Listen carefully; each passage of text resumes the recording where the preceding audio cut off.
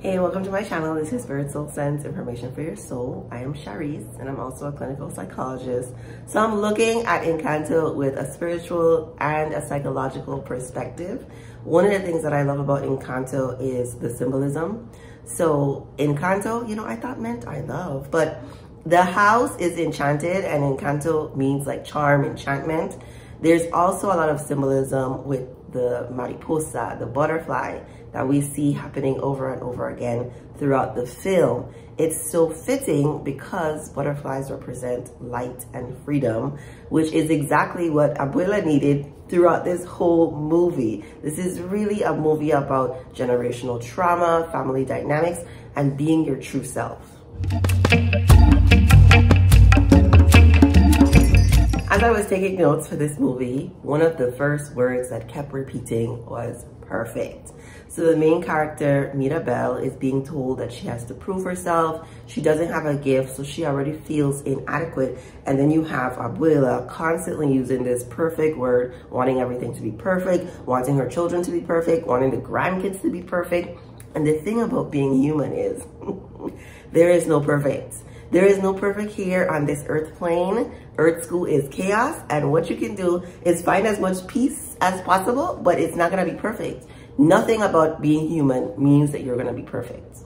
I also wanted to introduce the concept of problem child or black sheep into this family dynamic because Mirabel is the problem child. Like everything Mirabel does is seen as bad or negative or causing some kind of harm to the family, when that's really not the case.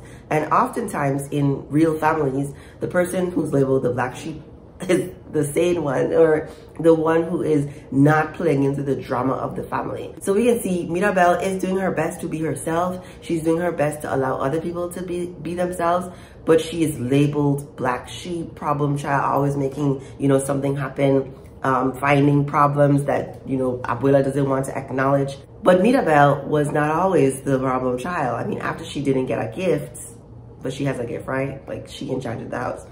After she didn't get the gift at her door ceremony, she became the representation for all of the fears that Abuela has. Abuela's the matriarch of the family, so it all trickles down from her. Before Mirabel was Bruno. Bruno had a gift, right? Used his gift as it was, predicted the future, saw things before they were going to happen. Somehow, he was attached to negative things happening in the family because oftentimes his gift would acknowledge not so nice things that were happening. And people thought then that he was causing these things instead of just predicting them, which is very easy for me to see because we live in a fear world. Like earth school is chaos. A lot of people are living in fear, doing things because they're afraid instead of moving in joy and out of love. So them associating him with bad things happening, I suppose, was a natural thing to occur because if Abuela is running things, like she is going to be like, we need to stop hearing about these negative things. You need to fix your gift, right? Like, how was he going to do that when his gift was his gift? So instead of, having all of this negative energy come down to Mirabel, Bruno decided to disappear, run away, hide inside the house walls. Wild.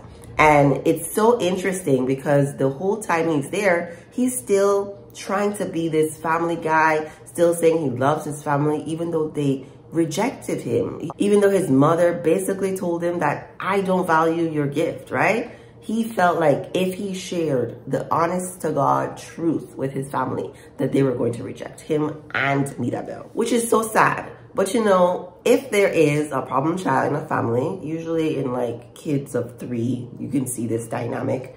Problem child, there is also a golden child. Because, yin yang. So Isabella is the golden child. She also uses the word perfect frequently. Her plans are perfect. Everything is symmetrical. She does everything she's supposed to. She's very compliant. She even does things that she doesn't want to do because of the pressure and expectations placed upon her. Typical golden child syndrome.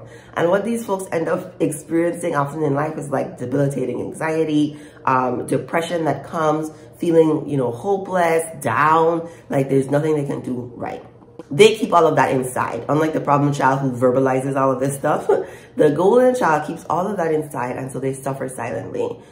We can see cases of this in, you know, real life, because I was gonna do a live on the Miss USA. Gosh, I hope it's Miss USA is the title. But think about doing all the things right, having everything the world says that you're supposed to have, and still being unsatisfied. So Isabella was not satisfied, but she was going to do it because she knew it would make Abuela happy. You know, related to this, you know, the problem child, you know, verbalizing all the things, the golden child not verbalizing the things. Peppa was an interesting character to me because she's so frazzled all the time. She can't seem to control her gift. She's having like all this difficulty managing her emotions, right? She's like poorly emotionally regulated, which is like she's suffering under the pressure of the expectations. She's like, what do you want from me? Like, just tell me what you want so I can do it, so you can be happy, so you can leave me alone, because like I can't figure it out. I'm getting overwhelmed. I'm like frustrated. I'm anxious. And we can see how her catastrophizing manifests in the weather, right? We can have a visual representation of this. If you have someone like this in real life, what you'll see is they're just all over the place, right? Maybe they've been diagnosed with ADHD. Maybe they've been diagnosed with some kind of mood disorder, but they're just like, I cannot handle the pressures of life. This is overwhelming. Like, I really can't do it. And then the dynamic of, you know, Peppa's son having to comfort her, you know, it's a situation that can lead to more negativity, really, because in the dynamic of parent-child relationships, it's really best if the parent is the one comforting the child. You know, every now and then, you know, parents are human.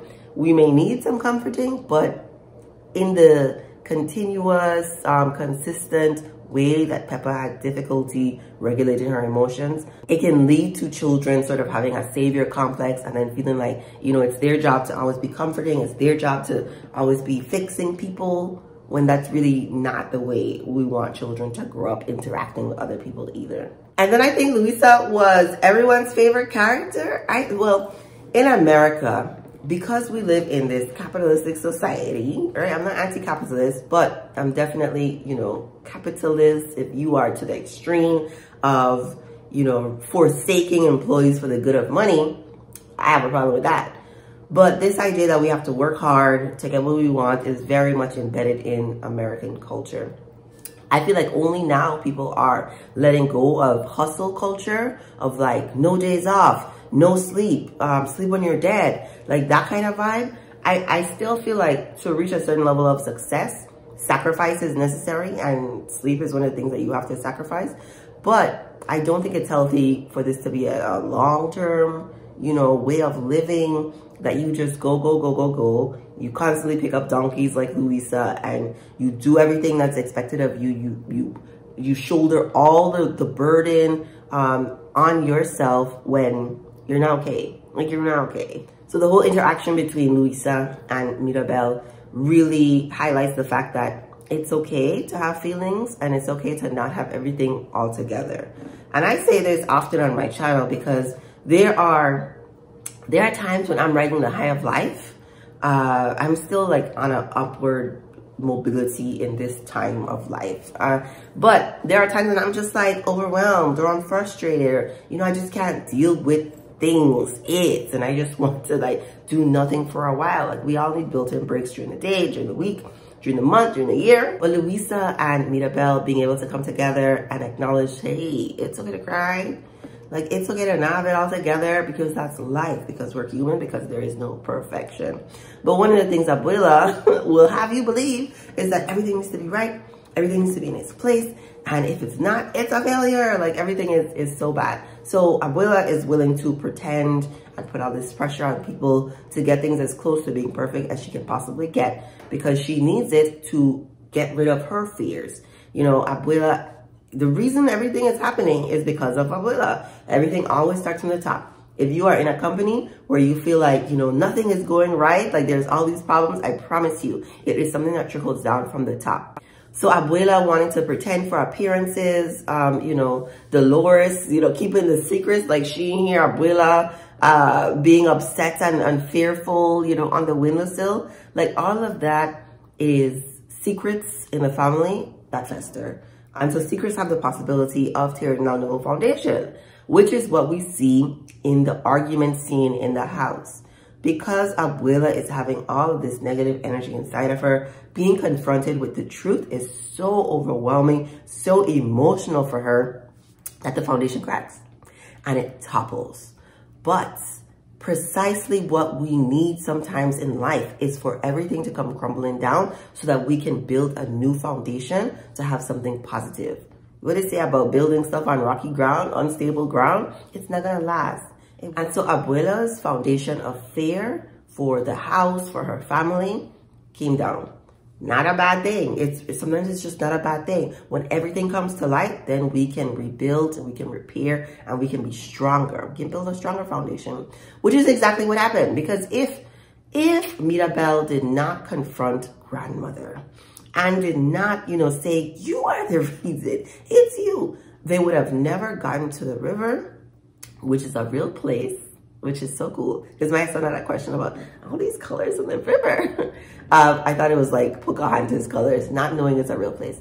So Abuela going back to this traumatic place, I'm trauma informed. And so one of the things we do when we're dealing with people who are experiencing a lot of trauma is steps. Like you need steps and you do need to be able to talk about the traumatic thing. And you do need to be able to revisit some places, some things, reassociate them. So this being the first time that Abuela has gone back to this traumatic experience where she lost her home, she lost her husband, is important. It is very, very important because that place held so many feelings that were bottled up inside of her. And so we see the mariposa again because just like before, when she first got the candle and she got some freedom, she is again releasing all the fear and being her true self, like accepting all the love that she can, acknowledging that what she has built has been faulty, and now it's time to build something new. So Mirabel has been doing exactly what she's supposed to be doing, bringing the family together. In the end of the movie, it's a Disney movie, so everything is gonna be nice and tight at the end. But at the end of the movie, Louisa can be her true self. She can have feelings. She cannot be strong sometimes. Isabella doesn't have to be perfect. The whole family, the pressure of perfectionism is released from the family. Bruno has been accepted once again because Abuela is in a different place that she can accept and give the love that her children need. And even the family picture at the end is not perfect. But families are not perfect, and that's okay. What matters the most is people willing to have those difficult conversations and share the love. Let me know what you think in the comments. Remember to like, share, subscribe, and thank you for watching.